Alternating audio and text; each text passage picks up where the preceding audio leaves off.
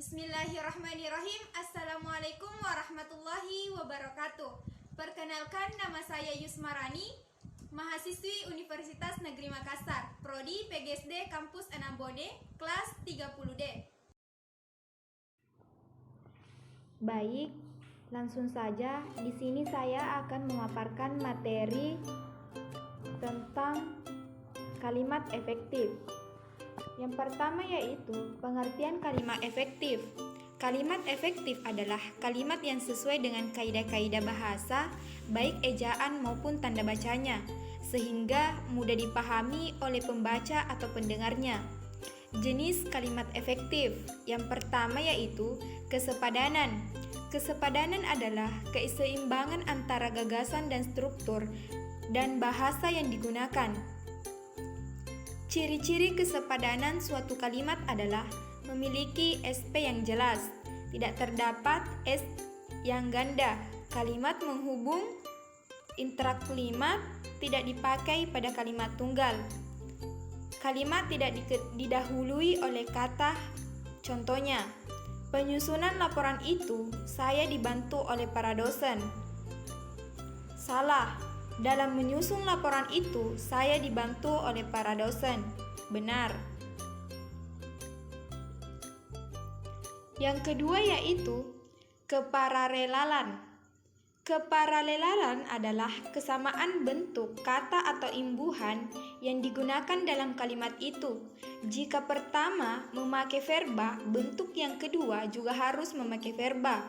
Jika kalimat pertama menggunakan imbuhan me, maka kalimat berikutnya harus menggunakan kata berimbuhan me juga. Contohnya, kakak menolong anak itu dengan dipapahnya ke pinggir jalan. Salah. Kakak menolong anak itu dengan mamah ke pinggir jalan. Benar. Yang ketiga yaitu ketegasan. Ketegasan adalah suatu perlakuan, penekanan atau penonjolan terhadap suatu ide pokok dari suatu kalimat. Untuk membentuk penekanan dalam suatu kalimat ada beberapa cara yaitu A.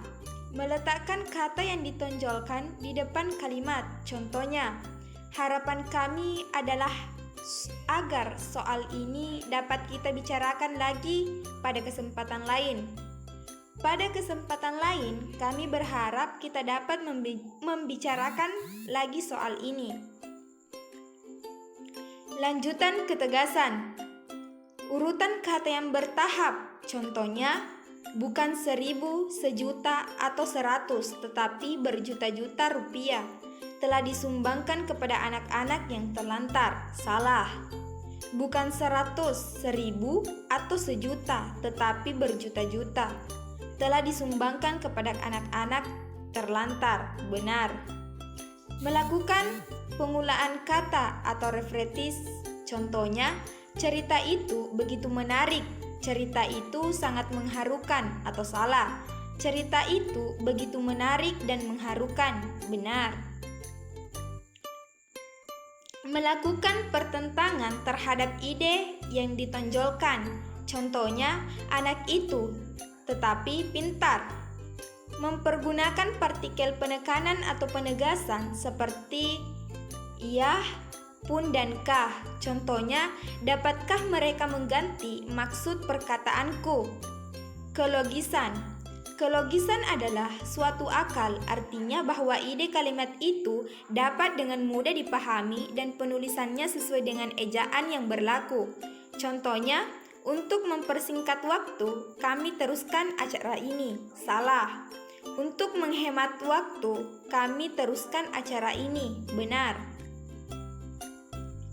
Contoh, karena ia tidak diajak, dia tidak ikut belajar bersama di rumahku.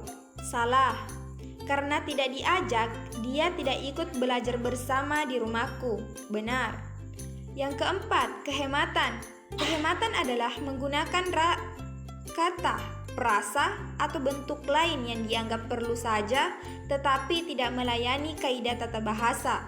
Yang harus diperhatikan dalam penghematan kata, yang pertama, menghilangkan pengulangan subjek. Yang kedua, menghindari penggunaan superordinat pada hiponimi. Menghindari sinonim dalam suatu kalimat. Tidak menjamkan kata-kata yang berunjuk jamak. Kecermatan adalah tidak menimbulkan tafsiran ganda dan tepat dalam pilihan kata. Contohnya, mahasiswa dari perguruan tinggi yang terkenal itu menerima beasiswa. Salah. Mahasiswa dari perguruan tinggi terkenal itu menerima beasiswa. Kepaduan adalah menggunakan panduan kata supaya informasi yang disampaikan tidak terpecah-pecah. Contohnya, kita harus dapat mengembalikan kepada kepribadian kita yang orang kota yang telah terlanjur meninggalkan rasa kemanusiaan itu. Salah. Kita harus mengembalikan kepribadian orang-orang kota yang sudah meninggalkan rasa kemanusiaan atau bisa dikatakan benar. Struktur kalimat periodik. Kalau pada kalimat umum, unsur-unsur yang dikemukakan cenderung unsur intinya. Tetapi kalau pada kalimat periodik sebaliknya, yaitu unsur-unsur tambahan yang terlebih dahulu dikemukakan, kemudian muncul bagian intinya. Hal ini dilakukan untuk menarik perhatian para pembaca atau pembicara terhadap pendengarnya.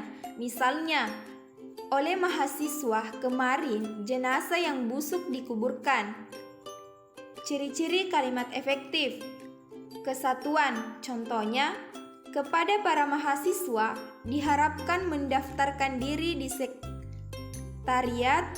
Kalimat ini tidak jelas subjeknya hingga diperbarui menjadi para mahasiswa diharapkan mendaftar di sekretariat. Yang kedua yaitu kehematan. Kehematan adalah adanya hubungan jumlah kata yang digunakan dengan luasnya jangkauan, maka diacu sebuah kalimat dikatakan hemat bukan karena jumlahnya katanya sedikit. Sebaliknya dikatakan tidak hemat karena jumlah katanya terlalu banyak. Mengulang subjek kalimat. Hiponimin dihidrakan, pemakaian kata depan dari dan daripada. Penekanan, pemindahan letak frase, mengulang kata-kata yang sama di samping dilakukan dua hal yang disebut di atas. Penekanan dapat juga dilakukan dengan penegasan dengan intonasi, penegasan dengan partikel, penegasan dengan kata keterangan, penegasan dengan kontraks makna, penegasan dengan pemindahan unsur, penegasan dalam bentuk pasif. Itulah materi yang sempat saya sampaikan. Semoga bermanfaat bagi kita semua. Assalamualaikum warahmatullahi wabarakatuh.